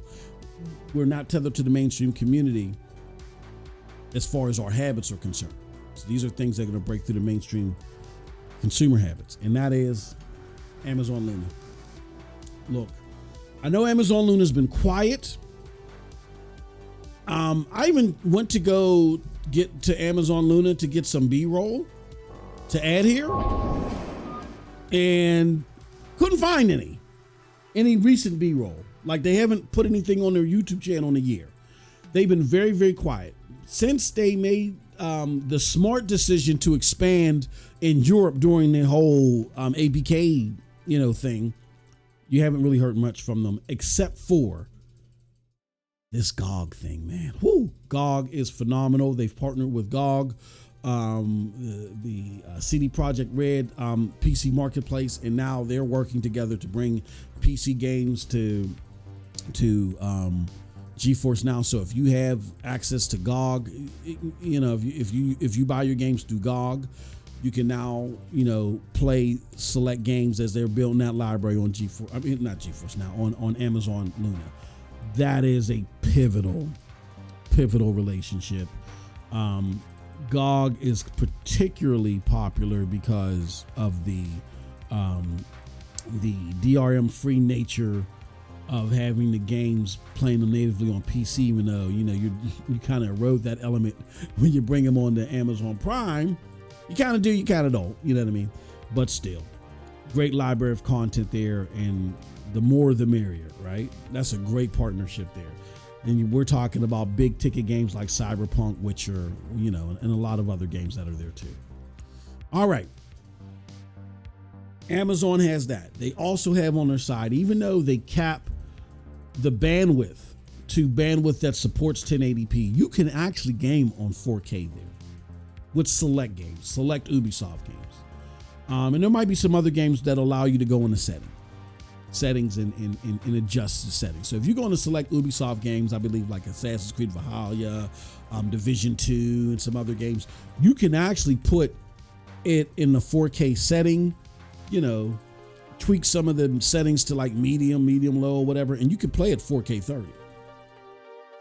And to me, that's amazing because the bandwidth that they give you is only enough to play 1080p 60, but you can play 4K 30. That just proves to you how efficient the Amazon Luna tech is, right? So again, they're checking the boxes that are important to the mainstream.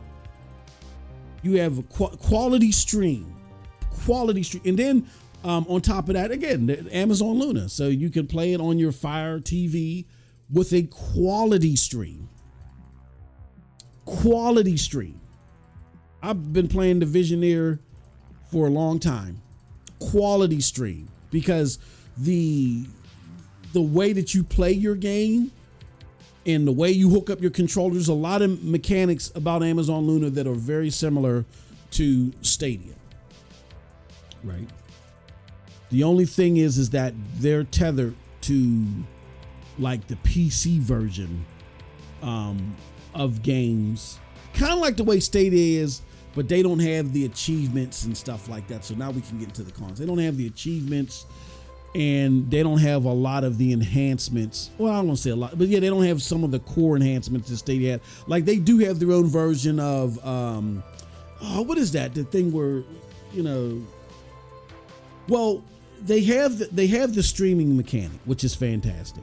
They don't have the picture-in-picture, and they're not promoting the development of cloud native games. You know what I'm saying? So that's future long-term stuff that maybe in the future, as cloud native games are actually supported and in demand, it's something that they can fix and something they can come around to being more active on. You know what I'm saying? But the things that are going to win the day with the mainstream now, they check those boxes. Quality stream. Again, now you're getting access to quality titles via GOG. And they're very playable in a quality, reliable way through various endpoints. Fire TV, they work great on the Fire TV because that's their proprietary hardware, as Amazon. And everywhere where I play Amazon Luna, I get a great 1080p stream. Actually, their 1080p streams rival Stadia's. At 1080p, a lot of their stream, it rivals Stadia. And Stadia had great streams at 1080p. So, what's the cons with Amazon Luna? It's not a lot of push behind it. Not enough push behind it, and then two, I'm very disappointed to see the lack of support for actual Amazon-made games on Amazon Luna, like New World and Lost. What's it called? Lost Ark. Like, I get why they're not in the channels. They're very high-cost games, and they're not going to do what other services do, put their high-cost developed games in day and date, and lose money. But now that you have this bring your own game thing where people can purchase, why aren't these things purchasable?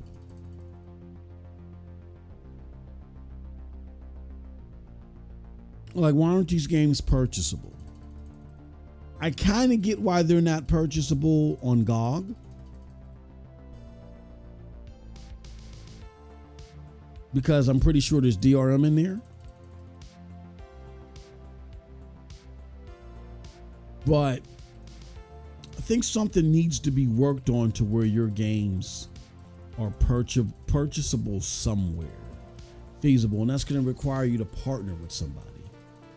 Which your games are on Steam, Epic Games. I mean, you guys are going to have to figure your games not being accessible even for purchase on your cloud service is a problem.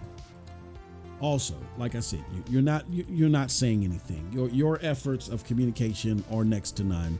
It takes nothing for you to, as games are being added, like as these GOG games are being added, there's not even an announcement. Here, let me show you guys. There's not even an announcement of the partnership on your YouTube channel. That's absurd. That's absurd. Amazon Luna. That's absurd.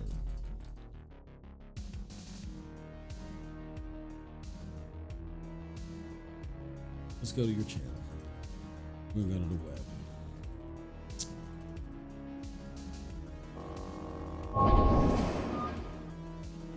web. This is Amazon Luna right here.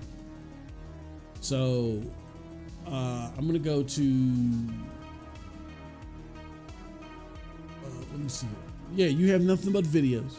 There's no live content, which is fine. Your latest video was over a year ago. How was your latest video over a year ago?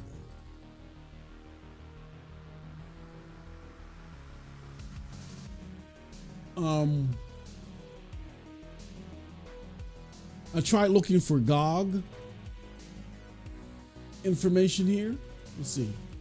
Did I maybe miss it? No, because before, Luna Plus Chicken Police. So there's no GOG announcement on here whatsoever. That's pathetic.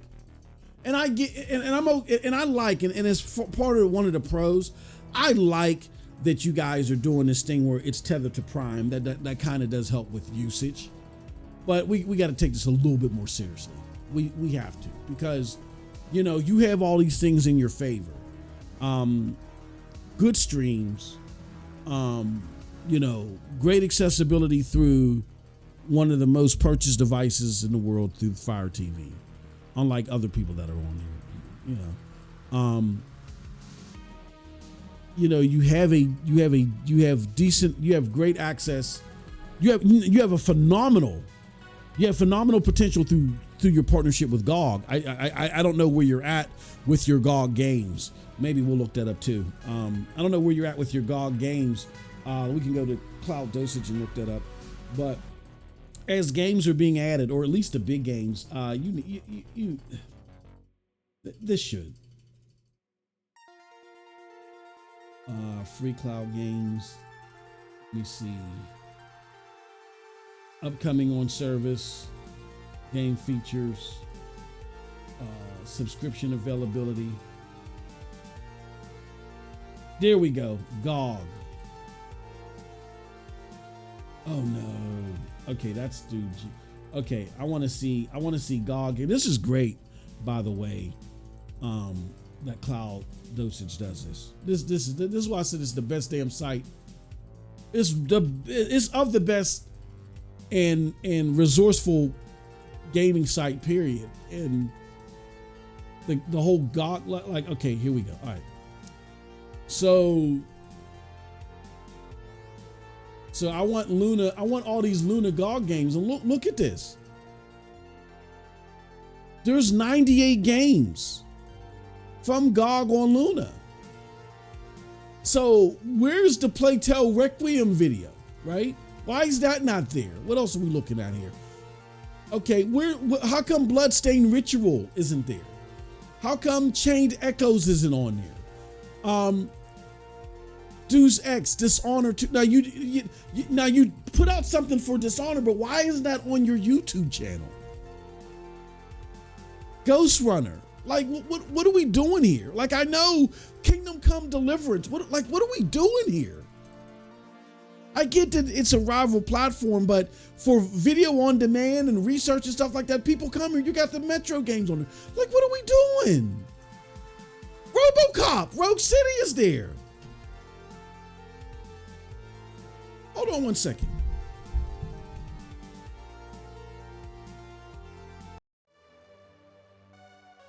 I'm looking, and I'm like, what's your 2K? This makes no sense. None of this is here, and it doesn't have to be every single game. Like once a week, you can't produce a video where you do a sizzle reel of all the games coming, and then you do just like a 30-second sizzle reel. Like you gotta, and maybe you don't even do it every week. It's like every 2 weeks or something like that. Like this is absurd to me. This is absurd. It's stupid and absurd that you don't have that, especially in a time period to where people, promote stuff and promote your games and would actually, have, it doesn't make sense to me. So I would actually start doing that, start speaking a little bit more. Nobody's saying run full-fledged ads about stuff, but GeForce Now, they do something weekly. You can do something bi-weekly. You got 90 games that are, what is this, 98 games? You got 98 games, bro, that is up here. 98 games. That's crazy to me that you haven't, All right. So that's just wild to me.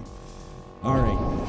So with that said, my friends, those are the 4 services that I really feel like are positioned to really make a breakthrough with the mainstream. Again, a lot of you may hear this like, well, what about this service? What about that service? For the sake of not, beating down on your favorite service, like I'm trying to make it seem like that your purchase is meaningless. No, I'm not going to do that. But I am talking about a specific demographic, the mainstream gamer. Okay, I'm telling you how they operate, how they tick. You got to have quality performance. Not performance that you as the cloud gamer says, okay, you got to have quality performance to them. And there are some of these services that you guys want to ignore that they've already tried. They tried it when it went to certain dongles. They've tried it when they didn't want it. They didn't want it. I'm not going to name any names. So you gotta have feasible performance. It ain't, all gamers don't need to game in 4K, but you gotta have great, like that's why I said even at the bare minimum, Amazon Luna, they have great consistent 1080p 60 streams that are great in all these places. I ain't gotta worry about no queues. No, that could be simply because of the demand, but we can't access it one way or the other. I just know it's not there. You got to worry about queues. From my experience, I have not had queues. Haven't heard of queues from my experience on Amazon Luna. So that's the floor. What Amazon is giving is the floor. Great potential with GOG. Great streams. Great performance, great latency, great, enough to where someone can play this that is a mainstream console gamer and say, oh, this is awesome. Or is even a disenfranchised console gamer who might say, you know what? This is cool. It's a great start. It's a great baseline. They just need, but even at that floor, they need to rapidly get more games over. You know what I'm saying? And, a lot of people on the cloud gaming side, they cherish these subscription service models that are part of it. But again, to mainstream gamers, it's all about the a la carte games. That's more important for them, is the a la carte games. They got Greedfall over. This is insane that Amazon isn't advertising that. But then there's Boosteroid. Boosteroid's a great service with 4K. They got to work on their latency. PlayStation Plus, great all the way around, great library, whatever. What's holding them back is the level of access. And GeForce Now, which we have at number one. They just got to work on some things. I think some more things like mods should open up as well. Like GeForce Now is the king of the cloud right now. It's time for them to do a little bit more. I think mods should open up like Cyberpunk 2077. Like you open up mods with World of Warcraft. Mods are humongous on Cyberpunk 2077. Find somebody that you can partner with to where you can open up mods on Cyberpunk 2077.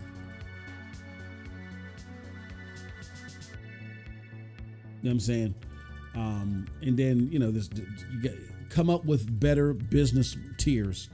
The free tier should be, revenue plus because of ads. Add a point system to where, okay, you keep playing on this free tier, you get to collect GFN play points, which, once fully accumulated, once somebody reaches their max, it either equates to 10 hours of premium or 5 hours of ultimate, and then the time the points are deducted based upon the time spent with particular tiers. You know what I'm saying? Do stuff like that, man, and then you're just knocking on the door of mainstream acceptance. You know what I mean? I may do another video when I feel like the air is right and you guys can handle it. Where we can talk about the ones that didn't make the list and ultimately what it is that they got to do to even get on that list. We'll talk about that. But that's farther down the road, if ever. All right, y'all. Thank y'all for joining me for this. Hope you guys appreciate it. Of course, hit that like button, hit that subscribe button. I will be here more frequently, and we're opening it up more. Again, you'll get this first as a member. You'll get it a week early. But if you enjoy it, definitely let us know. And if you want more content from me and my perspectives on mainstream gaming, of course, join us in MM2K Gaming News and MM2K Gaming Streams. Lastly, you can also join me here. And then we also have a streams channel for Cloud Dosage. Check out the team at CloudDosage.com. They, like I said, they're the best in the business. Check them out. They do a phenomenal job. With that said, it's your boy. You have a wonderful gaming day. Peace.